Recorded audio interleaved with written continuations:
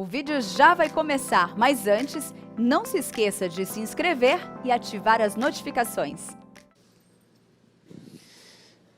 Bendito seja Deus. Meus amados, vamos abrir então a palavra de Deus. Eu vou ler no texto de Malaquias, abra sua Bíblia.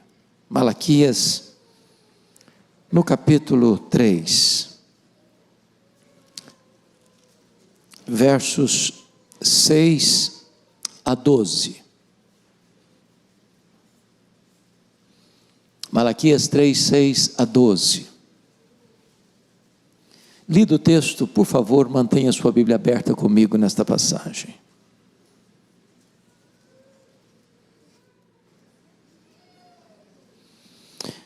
Porque eu, o Senhor, não mudo, por isso vós, ó filhos de Jacó, não sois consumidos. Desde os dias de vossos pais, os desviastes dos meus estatutos e não os guardastes. Tornai-vos para mim, e eu me tornarei para vós outros, diz o Senhor dos Exércitos.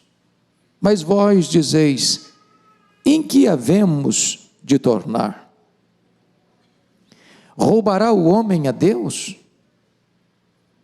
Todavia vós me roubais, e dizeis, em que te roubamos? Nos dízimos e nas ofertas.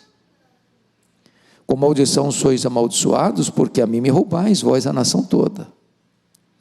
Trazei todos os dízimos à casa do tesouro, para que haja mantimento na minha casa.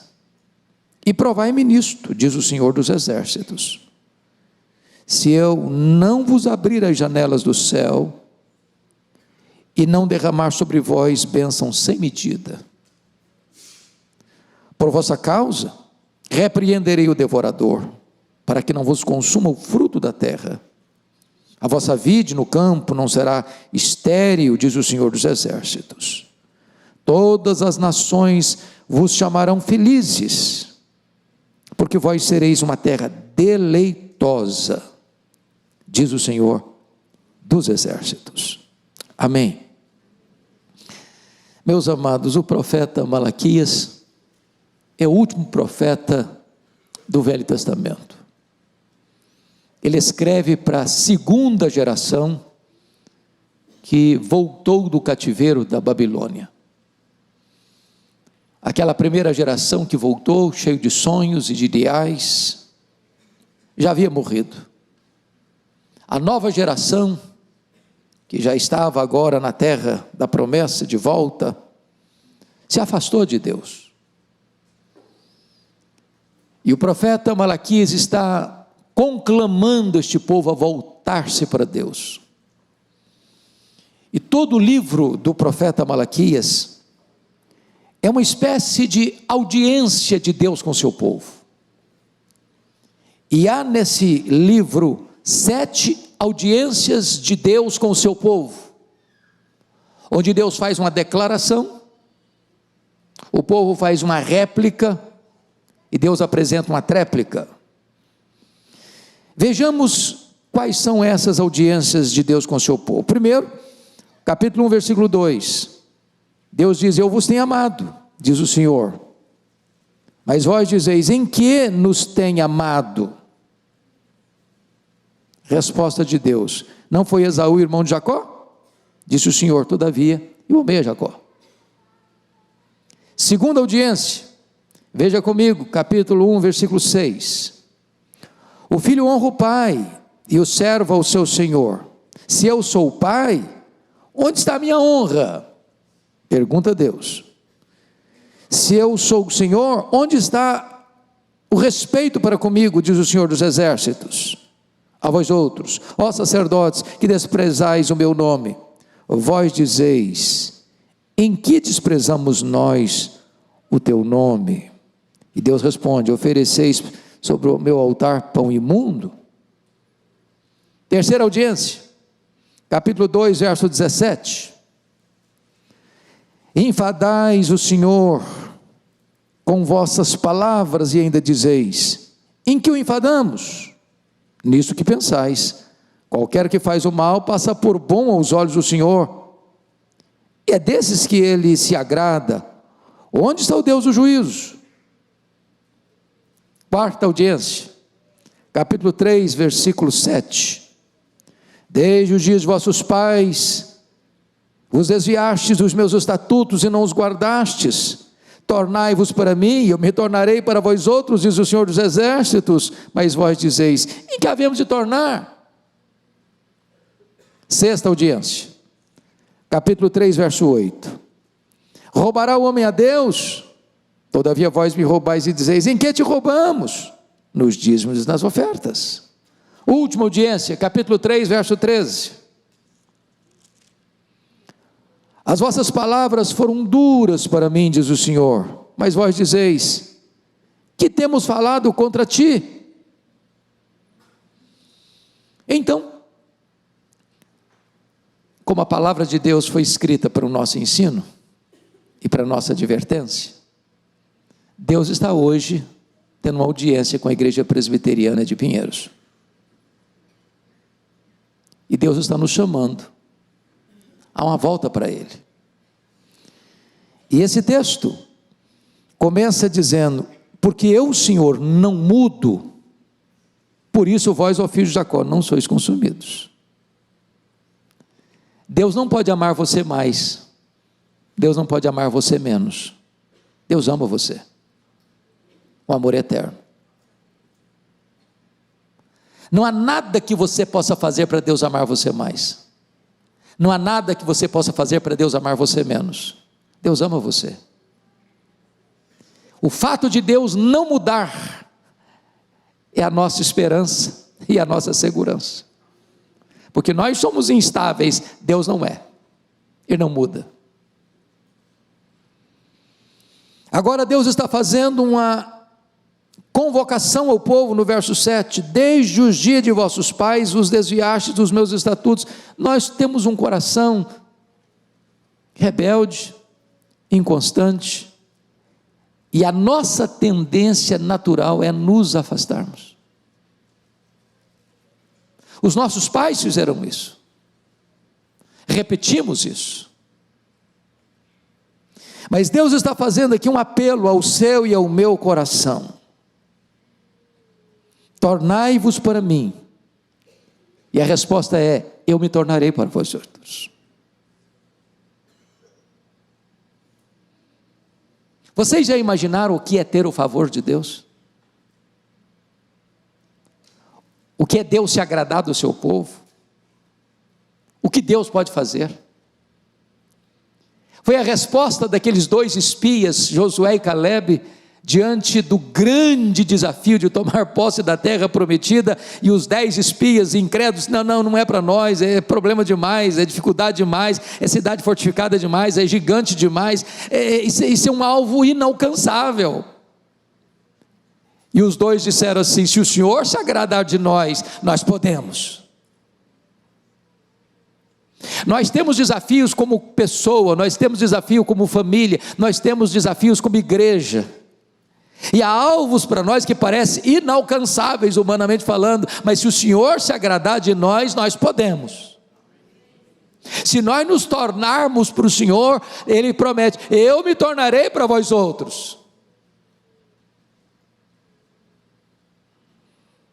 E a partir de que então, Deus começa a mostrar um ponto muito importante, muito sensível, como que um fiel da balança, para esta volta para Ele,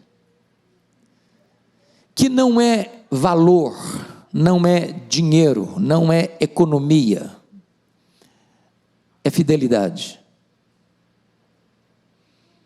Porque muitas vezes as nossas palavras podem falar uma coisa e as nossas ações falarem outra coisa.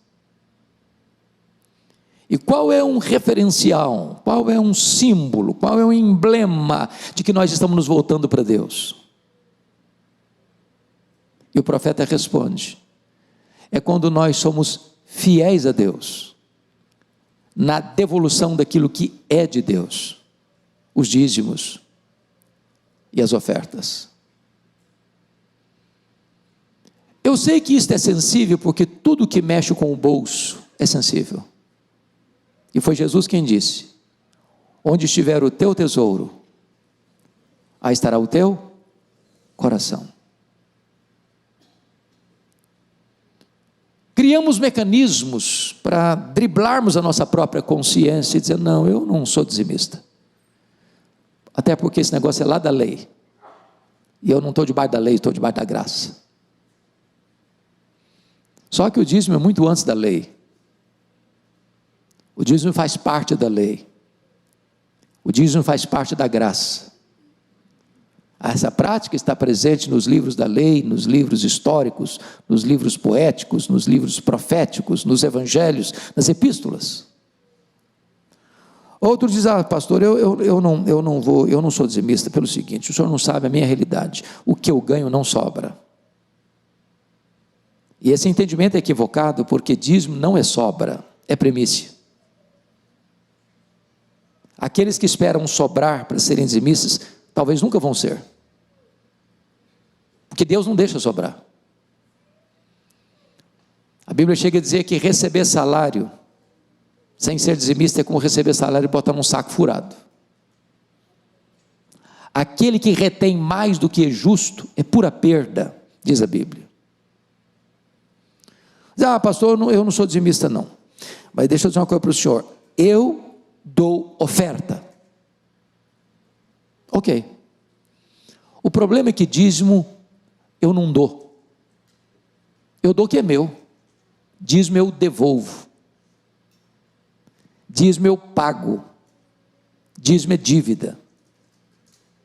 Quando eu não entrego o dízimo, eu estou, na linguagem do profeta, roubando, porque tudo aquilo que você se apropria indebitamente, que não lhe pertence, é roubo. Linguagem pesada, não? Mas Deus não amacia, Deus não passa pano. É melhor, quem escutou o sermão das 8, depois pode escutar, é melhor você ser confrontado pela palavra, do que você amaciar a palavra quando Deus não está amaciando. Deus fere, e Deus fecha a ferida. Outro diz, olha pastor, eu sou dizimista, mas o negócio é o seguinte, eu administro o meu dízimo. Eu mando para onde eu quero, para o lugar que eu quero.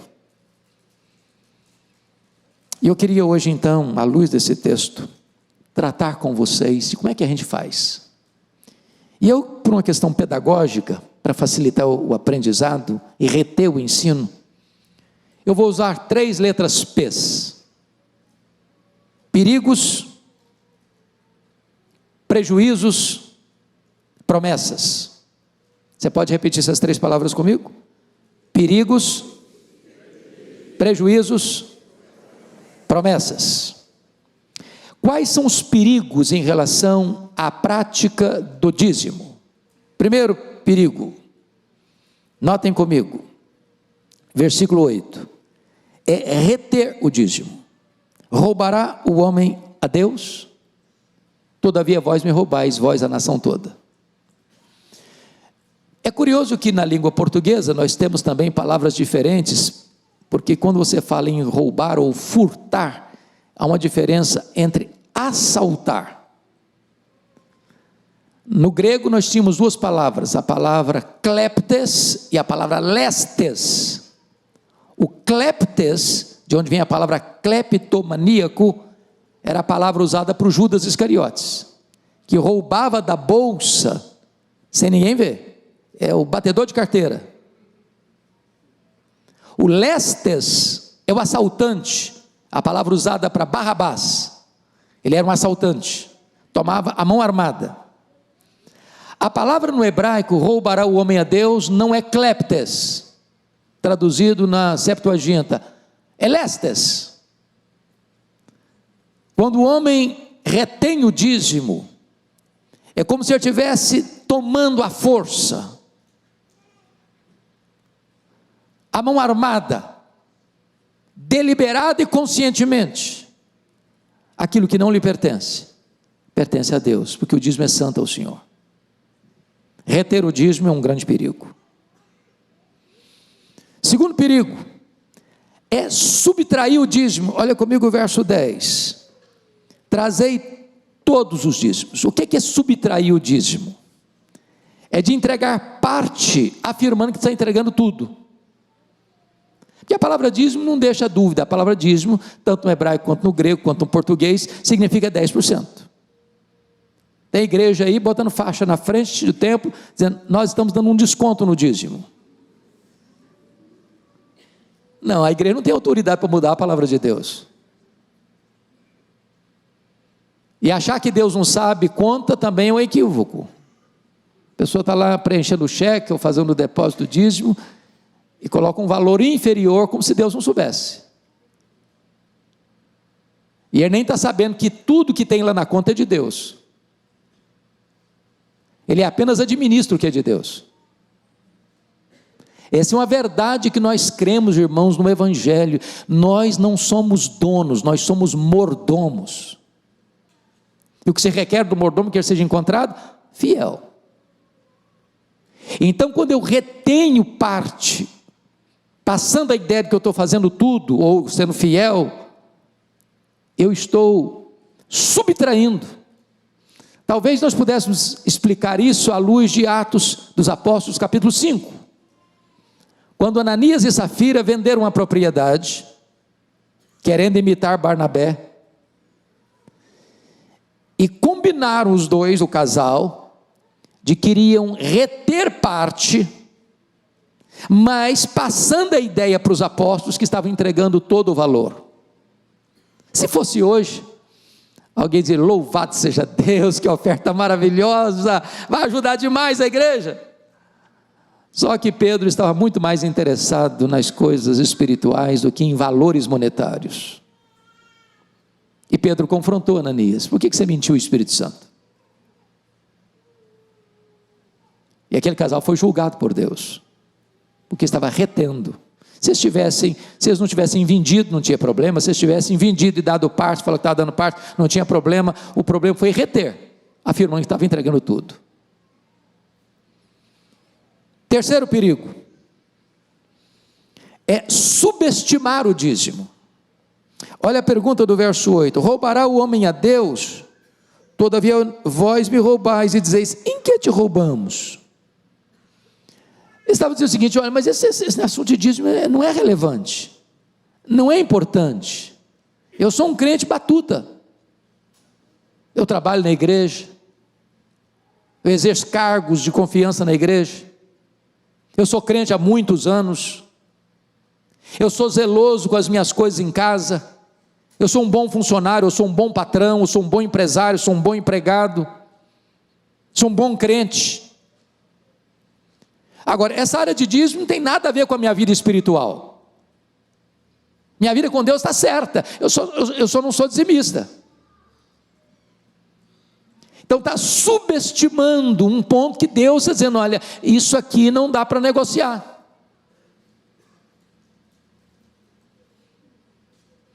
Quarto perigo, o perigo de administrar o dízimo. Versículo 10, trazei todos os dízimos à casa do tesouro. É claro que dentro do contexto judaico, onde havia uma tribo que não tinha terra, que não tinha lavoura, que não tinha produtos do campo para sobrevivência, e Deus estabeleceu que essa tribo, a tribo levítica, que trabalhava na casa de Deus, devia ser sustentado pelas outras tribos, através dos dízimos, para também dedicar não só à casa de Deus, mas aos pobres, às viúvas, aos estrangeiros. Havia um local para se recolher os dízimos. E o ponto aqui é este: o meu papel como crente é entregar. Mas e se a igreja não aplicar corretamente? A igreja vai dar conta. Louvado seja Deus, não é o caso desta igreja, que de forma muito transparente o pastor Erival tem falado domingo após domingo, cada centavo que entra nesta igreja, onde é aplicado para o avanço do reino de Deus. Mas tem gente que acha que pode administrar, frequenta uma igreja e entrega o dízimo na outra, Isso é a mesma coisa de você ir no McDonald's, comprar um lanche e pagar o lanche lá no Burger King.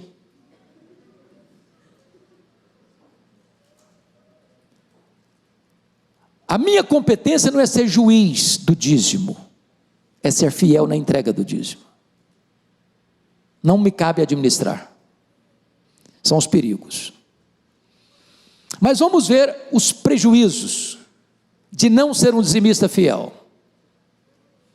Primeiro prejuízo, olha comigo o verso 8.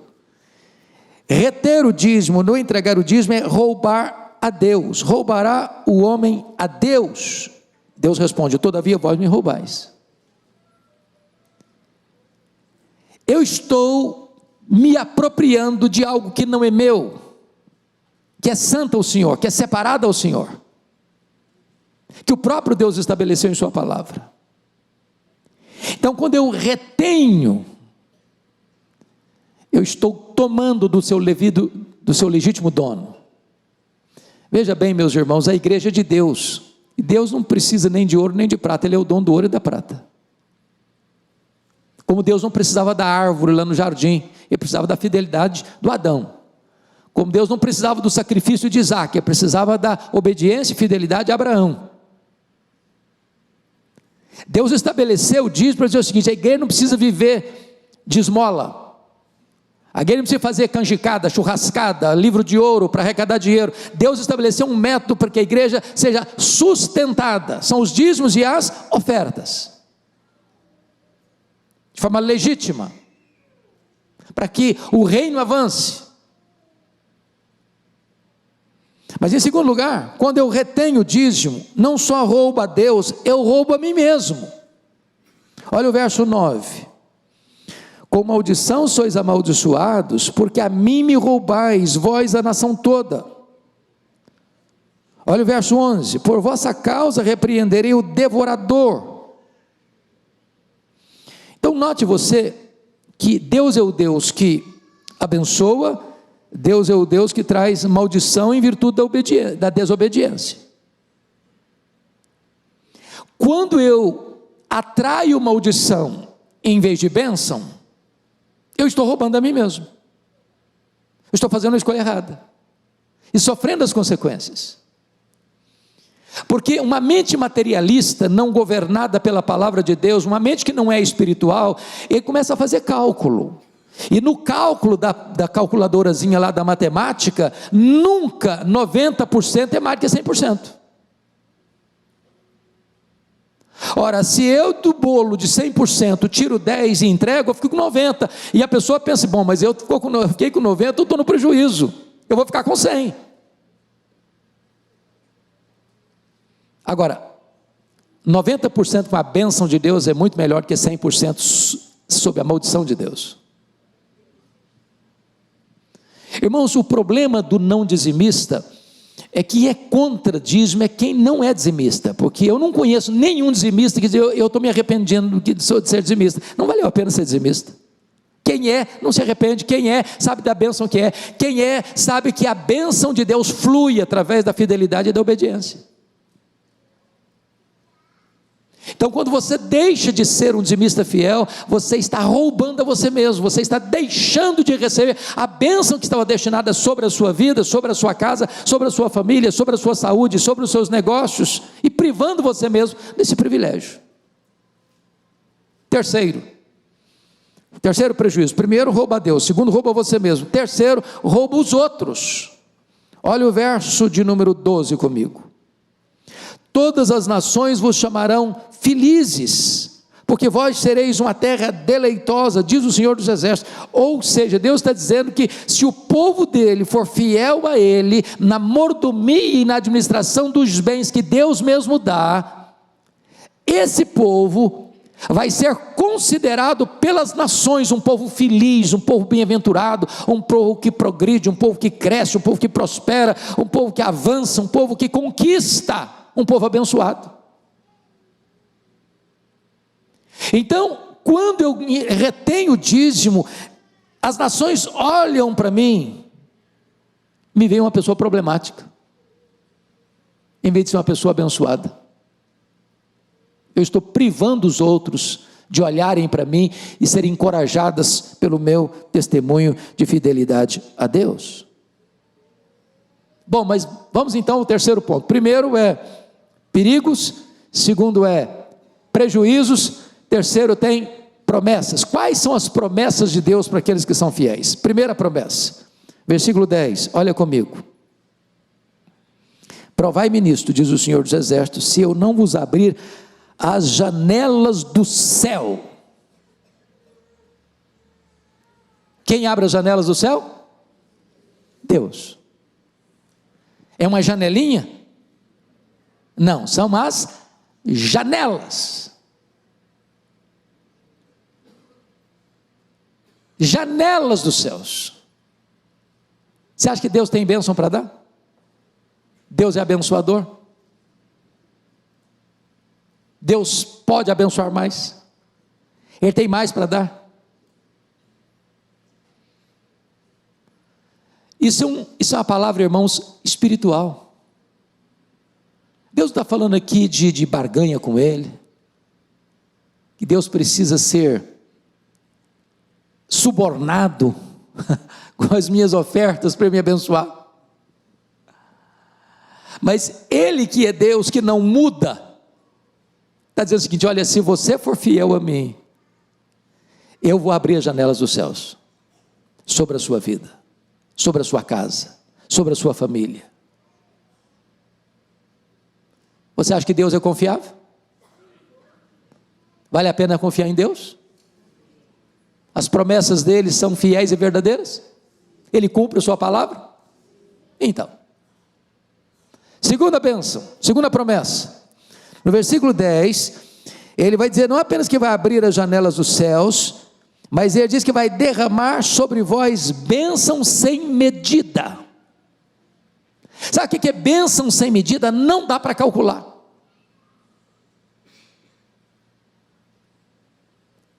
Você que está em Cristo já é abençoado com toda sorte de bênção em Cristo Jesus nas regiões celestes. E Deus está prometendo a você que já é abençoado, que Ele vai derramar sobre a sua vida bênção sem medida. E tem gente que diz: não, pastor, mas eu conheço crente que não é dizimista e é muito próspero financeiramente, e eu conheço crente que é dizimista e passa um perrengue. Acontece que, bênçãos, irmãos, nós não somos partidários da teologia da prosperidade. Nós entendemos que Deus abençoa com riqueza, riquezas e glórias vêm de ti, é Deus quem fortalece as nossas mãos para adquirirmos riquezas. A riqueza é fruto da bênção de Deus e do trabalho honesto, mas as bênçãos de Deus não se limitam apenas a coisas materiais. Você acha que o apóstolo Paulo era um homem abençoado? Acha? Pois ele era pobre. Você acha que o apóstolo Pedro era um homem abençoado? Ele disse para o paralítico lá do templo: eu não tenho ouro, eu não tenho prata, mas o que eu tenho, isso eu te dou. Em nome do Senhor Jesus, o Nazareno levanta e anda. E o camarada se levantou e andou. Você conhece gente rica que vive uma vida miserável? John Rockefeller, o primeiro bilionário do mundo, diz que o homem mais pobre que ele conhecia era o homem que só tinha dinheiro. Então a bênção, irmãos, sem medida, não é só coisas materiais não. Essa geração nossa materialista, consumista, hedonista, que só pensa em dinheiro, que dá tudo por dinheiro, que vive por dinheiro, que morre por dinheiro, que trabalha por dinheiro, que não descansa por causa do dinheiro, que não respira porque só pensa em dinheiro, só pensa nas coisas materiais, não entende essa linguagem bíblica de bênção sem medida. É a bênção da alegria, é a bênção da paz, é a bênção da prosperidade na riqueza ou na pobreza, porque tem pobre próspero e tem rico miserável. E Deus vai derramar bênçãos sem medida. Terceira bênção, versículo 11: devorador repreendido, por vossa causa repreenderei o devorador. Então tem muitos devoradores que você retém e o devorador come. Você não entrega e gasta com outra coisa. No final a conta não fecha. Porque você deixou de entender e de obedecer um princípio espiritual de fidelidade a Deus. Deus vai fechar a boca do devorador. Deus vai proteger você. Mas eu quero concluir. Uma última promessa. É felicidade abundante. Versículo 12. Todas as nações vos chamarão felizes, porque vós sereis uma terra deleitosa, diz o Senhor dos Exércitos. Você quer uma coisa mais gostosa e preciosa do que felicidade? Você chega perto da pessoa, ela é um poço de alegria. Ela está feliz. É igual Paulo e Silas, estão apanhando chicote nas costas deles, ensanguentados, presos, estão felizes. Os apóstolos estão sendo presos, acuados, perseguidos, e eles saem da cadeia felizes, pelo privilégio de sofrer pelo nome de Jesus. Há pessoas, irmãos, que dariam tudo que têm para ter essa felicidade, que não se compra com dinheiro, que não está no fundo de uma garrafa, que não está no final de um baseado, não está na cama de um adultério, não está nas canetadas da corrupção. A alegria da salvação, a alegria de Deus transbordando em sua alma. Deus tem banquete de alegria para a nossa alma. E o banquete da alegria é o banquete da obediência e da fidelidade a Deus. Me permita concluir com o versículo 10. E eu acho isso aqui extraordinário. Deus está dizendo no verso 10 assim: provai-me nisto, diz o Senhor dos Exércitos. Eu não vou fazer uma pergunta aqui para constranger você. Se você é dizimista, responda no seu coração. Mas Deus está falando para você agora. Você está com dúvida? Você está com medo? Você está inseguro? Deus está dizendo para você: faça a prova. Faça uma prova de Deus. Se você acha que Deus é digno de confiança, faça uma prova com Ele.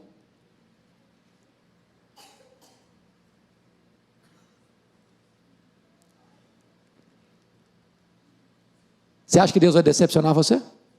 Vai enganar você? Vai fazer uma promessa que Ele não tem poder para cumprir? Faça a prova dEle. E eu não tenho dúvida de que no momento que você fizer prova de Deus nessa área do dízimo, você nunca mais vai deixar de sê-lo. Porque Deus não é sádico, Deus não é alguém que quer oprimir você. Não, Deus tem bênção para lhe dar. Bênção sem medida.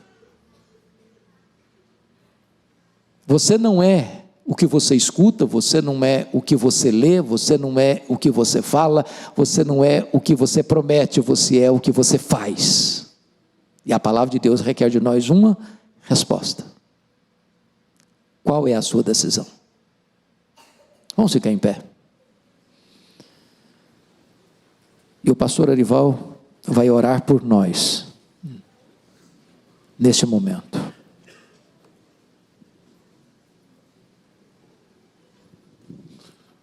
Vamos orar, irmãos. Eu estava ontem e ia trazer hoje para vocês a nossa declaração de imposto de renda da igreja. Vou mostrar para vocês. A nossa igreja é fiel. E eu, quando subo aqui para falar de fidelidade, eu falo com autoridade. Porque eu sou dizimista desde os 12 anos. Até quando eu desviei, eu dava dízimo. Eu tinha medo de Deus. A nossa igreja hoje é a maior contribuinte da denominação. Nós depositamos essa semana o dízimo dos dízimos, como manda lá a tribo dos levitas.